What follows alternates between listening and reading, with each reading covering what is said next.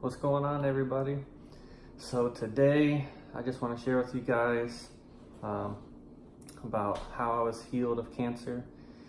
And there's a lot of people that I've told about it. Some people have gotten the full story. Some people have gotten like the short version. They don't really know anything. But if you didn't know, I've had cancer 3 times in my life. The first 2 times I didn't know Jesus, and I went through a lot of chemotherapy and a stem cell transplant. And the 3rd time I had it, we'll talk about it, that's when Jesus healed it, and I haven't had a problem since. So I'm just gonna go ahead with the long version, with the whole backstory of how it all started, what I all went through, and then how I went about seeking healing and how Jesus gave it to me. So it started all back in January or June of 2010. I was in the Marine Corps, started losing a lot of weight, started waking up in the middle of the night with really bad sweats, started itching like on my legs a lot, which I guess is a symptom of cancer. So I grew like a really big like tumor on my neck here, and it didn't hurt or anything. I didn't know what it was, and I think I dropped to like 145 pounds. My normal weight back then was like 160. And so we were in what was called like student status at the time. So it's kind of like a little school that like Marines go through for certain things. Like it was advanced urban combat. And so we were kind of all locked down to the base so people wouldn't get in trouble out in town or whatever. But I was like, I need to go get this checked out. And they were like, no, that's nothing. That's just like inflammation from your flak. Like, and I was like, well, nobody has this. Like, I need to do something. And so I didn't know what it was. She looked up the symptoms of everything that was going on, and it said cancer online on like WebMD. So I finally like asked them to go see a doctor, and they wouldn't let me at first. They were just like, we were actually all in trouble for some other Marines, and they just thought I wanted to go out in town and have fun with my wife. But so they sent me with the duty, which the duty in the Marine Corps is just like a Marine who's on duty for 24 hours, like watches everything. So they made that guy take me to the hospital. And when I got there, I did not leave the hospital for like 6 weeks when I first got there. And like when we first got told, the nurses were like, had like tears in their eyes. And they're like, oh, we think you have cancer. I was like, okay, that's what we thought too, you know. And so I ended up getting there, and after a few weeks, like we did a biopsy and a couple other surgeries just to kind of determine what it was. And so they determined that it was Hodgkin's lymphoma cancer, which is like a type of blood cancer in the lymphatic system.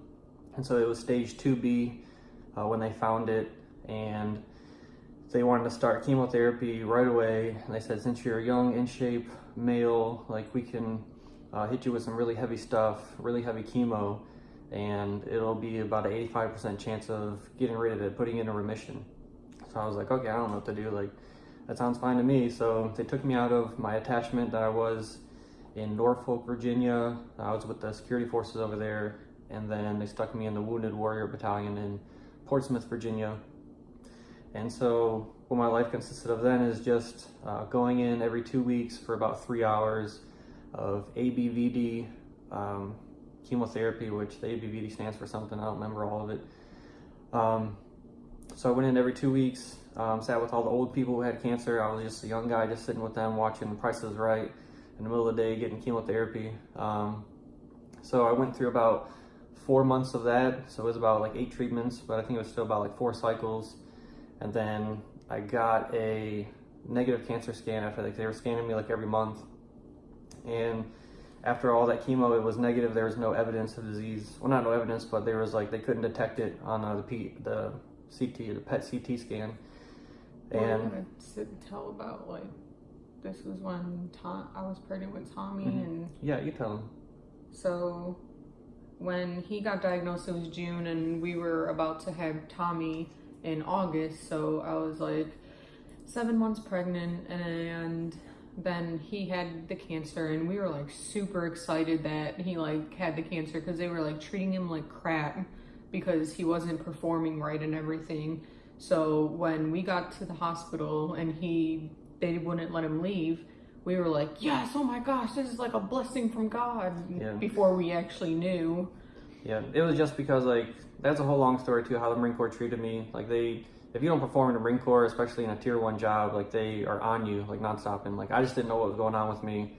I don't hold it against them, but I was being treated really bad to the point to where like I felt like I won the lottery when I got cancer, because I was like, yes, I don't have to deal with this anymore, deal with these people anymore. So then we had Tommy, and he was originally supposed to go to like Italy, Spain, and somewhere else over in Europe and do some security detail, and he wouldn't have been able to see like Tommy being born or nothing. So like on top of that, like we also thought like, well, now I look back and it's like God did turn a bad situation into something good, and he was able to see Tommy being born and everything.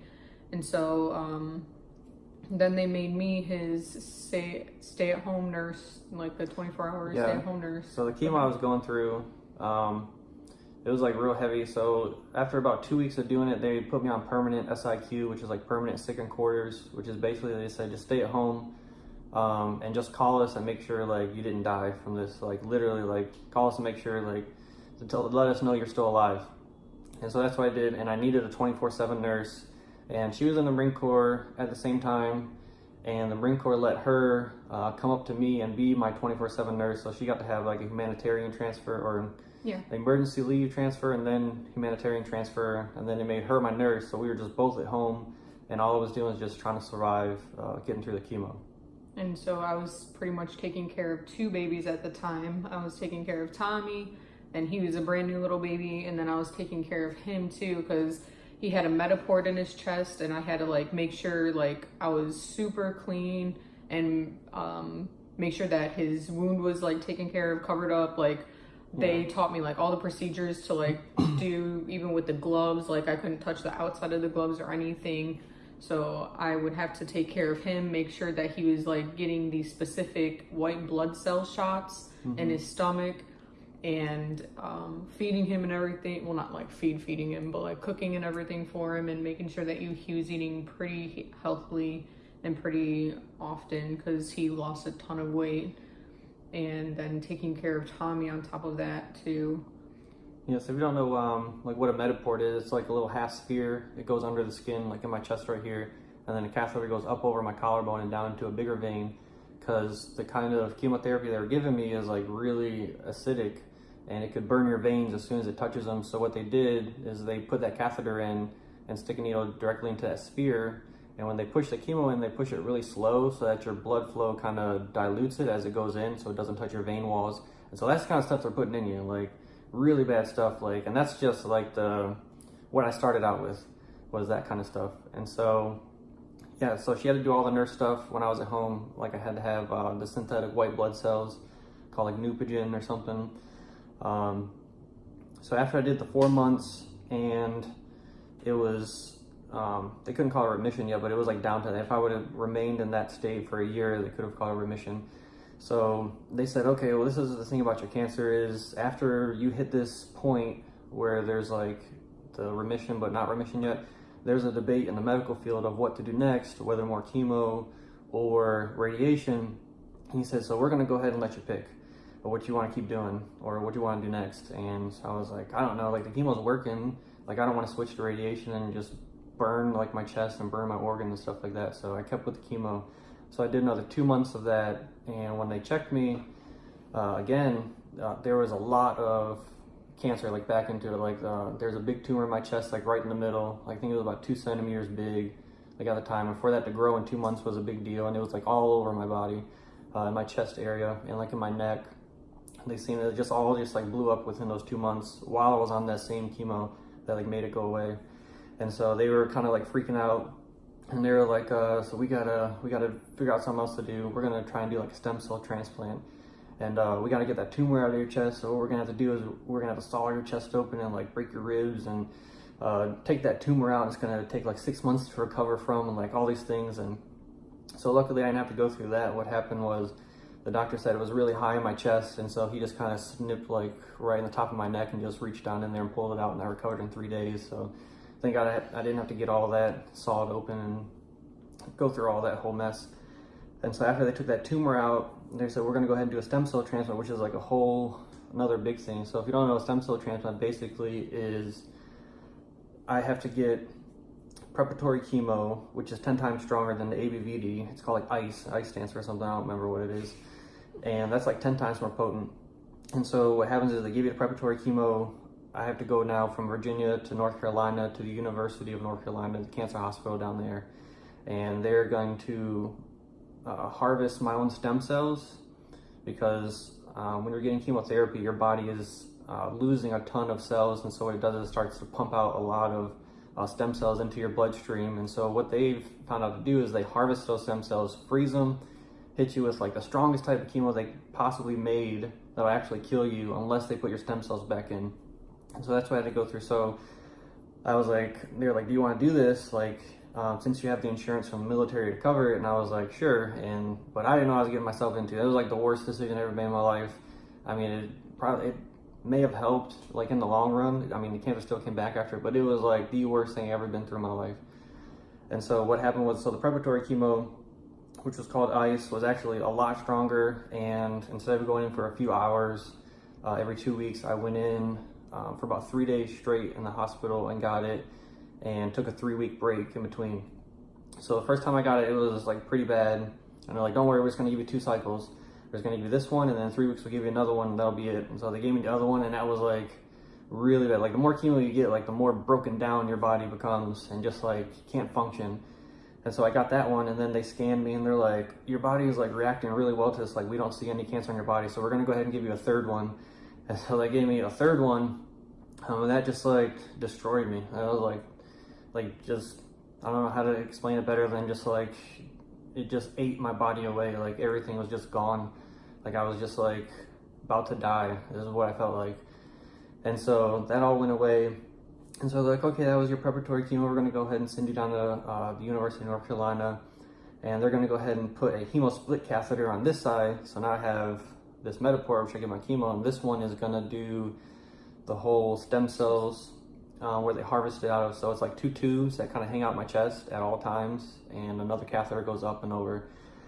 And so I got that put in. Woke up during that surgery, by the way, if you want to hear that story, like waking up during surgery with that doctor, like I can tell that one too. That was bad enough. So then they called me down after 2 months of that preparatory chemo, and one before that they called me down there, put that hemosplit catheter in, put me on the machine, and harvested my stem cells. And it took about, they said it was going to take like, they sit me on there for about 4 hours a day, five days a week, and they want to harvest about 5 million cells. And since I got 3 of those cycles, like the first day, I think I gave them 4.5 million cells, like the first day. Like that's how saturated my blood was with the stem cells.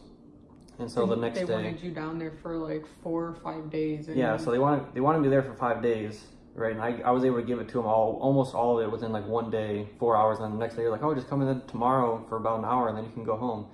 I was like, okay. So then 2 months after that, so they froze them. Then 2 months after that, what has to happen is they have to have a bed open for you in like a special area of the hospital where everything is quarantined. You have a special chef to cook your food. You have like special vents to like ventilate the air system, because when they're going to do this chemotherapy, it is like you are super vulnerable to any kind of like pathogens. Like the common cold will kill you, like all those things. So I had to wait for one of those beds to open up, and so it was 2 months later. So they finally called me. They say, come immediately down here, and we're going to go ahead and start this chemo. So I was like, okay. And they're like, can you bring someone with you? Can your wife like be with you? Because you're going to need somebody here. It's going to be about it takes 6 days for them to give me this chemo, and it takes about a month in the hospital to recover from. And so they're like, can you bring your wife? And I was like, I can, but Tommy was under 2 years old at the time. They didn't want any children in the room under 2. So I was like, well, I can't bring her, so what do I do? And they're like, you can do it alone, but it's going to be hard. And like the nurses will help you, but it's really hard. It's better if you just have someone with you. And so I was like, I don't have anybody, man. And so they were like, all right, just go ahead and just do it alone, I guess. And so I sent her back to Cleveland, because we were in Virginia, just because I was going to be in the hospital for 3 weeks inside, and then like a week as an outpatient down there. So I get there, they put me on there, and they're always like real nice and like real like reassuring that everything's going to be okay. And like I did not know like what was about to happen. And so it didn't feel bad like the first 6 days of the chemo. It was after it was all given to me, that's when it was like really bad. So this chemo was called like BEAM, like BEAM. That stands for something I don't remember. Like I don't remember all those things like that I was going through. You could look up on Google, but they put me through the BEAM chemotherapy, and I think at the time only 105 people have gone through it before me, and it was still experimental at the time. So I went through those 6 days, and then after those 6 days, they put me on like a morphine drip. They're like, you're gonna need this, and I was like, I don't feel that bad, and like I needed that really bad. Once the 6 days were over, so the doctors would come in, doctors I didn't know, and they were like, this is gonna happen to you today, this is gonna happen, and then just some really bad stuff. I mean, they give you like a booklet, and it's like 100 pages of like every sickness like known to man is gonna happen to you all at once. Like not just like hair falling out, but just like, and not just like nausea and like not being able to sleep and like all these other things. It's like physical pain, like my mouth like swelled up like really bad, like tooth pain. It felt like someone was ripping my teeth out. I remember if I would like twist in my hip, it felt like my hip was like being pulled out of socket, and I would like scream in pain. And just like weird things like that would like happen all the time. And so I would just sit there and I would just push my morphine drip like nonstop. Like I think they said I pushed it like 1,968 times, like within those like 3 weeks I was there. And they're like, look, you have to be off that morphine drip 2 days before we can let you go. I was like, I cannot like even deal with like the pain right now. Like I can't deal with it. They're like, well, if you want to go home, like you're gonna have to get off that drip. And I was like, okay. And so those 3 weeks were like super horrible, like really hard to deal with. Well, just like, cause he was able to call me and everything, and I'd never heard him like just tell me how much pain he was in before, like how bad it was, like to the point of like tears almost. And so like 2 weeks after he got it, his mom, because I was staying with his mom like drove me and Tommy down there, and she like stayed in a hotel with Tommy and let me like go see Tom and everything and be with him. And it was like the worst like I've ever seen him. And I mean, I was there with him through the whole like cancer and chemo and everything like that, so I like seen like his hair and stuff fall out. But like this was like to the extreme. Like I seen him on a picture with the swollen jaw, but like seeing it in person, it was so bad. Yeah, I still have that picture. I'm gonna put it like in the comments, like after, like on the video, so you guys can look at what my face looked like then. So yeah, I went through all that. Finally, 3 weeks are up. They let me out the hospital, but I have to be an outpatient for about a week. So I got to stay at a hotel and like come in, and they're checking my blood work and making sure like my stem cells are taken. You know, that they're becoming my new cells, and all my blood counts are coming, my white blood cells, red blood cells, like all my cells are coming back up. Because if they didn't take, like it'd be in some trouble, because I need those cells to live. Like this is like a clean wipe of your entire system, and like to the point to where like it reset my immunity. I had to get infant shots again afterwards, and it just like reset my whole like system, but like not in a good way. And it was not like I felt fresh and new. It felt like I was like, I almost died, is what it felt like. So after all that, I think like it was negative. After that, like nothing came through. So I think like that happened in July of 2011 when I got that chemo. July of 2012 being negative would make it in remission, and it was. And 2012 is actually when I got saved, like when I got born again by Jesus. And so what happened, everything was good for a while. 2013 is when I got medically processed out of the Marine Corps on a temporary retirement. And then after I got out and went back to Cleveland, they kind of kept up with me. And then it wasn't until November of 2014 that, as they were keeping up with me, I had another positive cancer scan, and it showed like a little nodule like on my lung. And so like the doctors were like blowing up my phone, like they were telling me I had to like set up an appointment with cardiology and get my heart checked. Like they wanted me to set up an appointment with pulmonary and get my lungs checked, and like just all these things. And so when that happened, it was kind of like I already been through everything. Like I've been through the hardest thing you can possibly do to get rid of cancer, and it didn't work. Like I don't know what else to do. I was like, I am not going back like to do cancer. Like now I understand why people who, or older people who have gone through chemotherapy and they're just like, you know what, I'm just gonna let the cancer run its course and just die. Like I'm not going through that again. That's exactly how I felt. Like I was like, I'm not doing that again. Like I don't care. And so when they said that, they're like, well, you know, you have some time. Like what we're gonna do is we're gonna wait 6 months and see like how fast this thing is growing, and then we're gonna formulate another plan what to do to get rid of this. So they did. It was like really small at the time in just that one spot, and so they just wanted to like let it grow, I guess, to see like how fast it was growing or like what kind of situation I was in. So when that happened, I started getting like real discouraged. It was like, went through everything and it's still not gone. And now I don't have like, well, I guess I did have the same like insurance to go through, but I was just like, I'm not doing it again. And so at the time, I didn't know like the devil was there like trying to kill me, you know, because I would have these thoughts of just like, why don't you just lay down and let the cancer run its course? You'll get to go home early. And like I was kind of accepting that, like, yeah, like going home early sounds good, you know. And I started writing a journal for Tommy, just like telling him who I was and telling him who Jesus was, and just kind of telling him like what my life was like up to that point. Just kind of giving him like just kind of like a backstory on me, so in case I die, you know, that's what it was. Just in case like I die is like kind of how I felt. But I was setting myself up for death. Like I was pretty much planning on it, like not really acknowledging it, but that's what I was doing. I was planning on it. And so one day I like knelt down to pray. This in the morning, just woke up, went to go pray to God, and God like started speaking right away. And he was like, Thomas, he was like, don't lay down and take this. He's like, the only way the devil can overcome you is if you lay down and let him. And so that was when like faith like rose on like the inside of me, and I was just like completely changed. I was like, you know what, I'm not gonna die, I'm gonna fight this, I'm gonna live. And so that like revealed some things to me too. It was like, you know, God didn't want me to die, you know, the devil was trying to kill me, and I knew that the only way he could kill me is if I just laid down and let him. So I was like, if God's telling me to fight it, that means I can live through this. And so I started watching like a lot of healing testimonies and healing teachings like online, like hundreds of hours, because I was at home on like a temporary retirement from the Marine Corps, and so I had a lot of time. So I just watched hundreds and hundreds of hours of healing testimonies and healing teachings, and just like nonstop. And it just got to the point to where I just believed that I was healed. You know, so it was one point in the Bible, it talks about in Isaiah 53, it talks about like by the stripes of Jesus we are healed. You know, and that was like my foundational scripture to stand on. It was like, because Jesus took those stripes before he went to the cross, like that paid for my healing.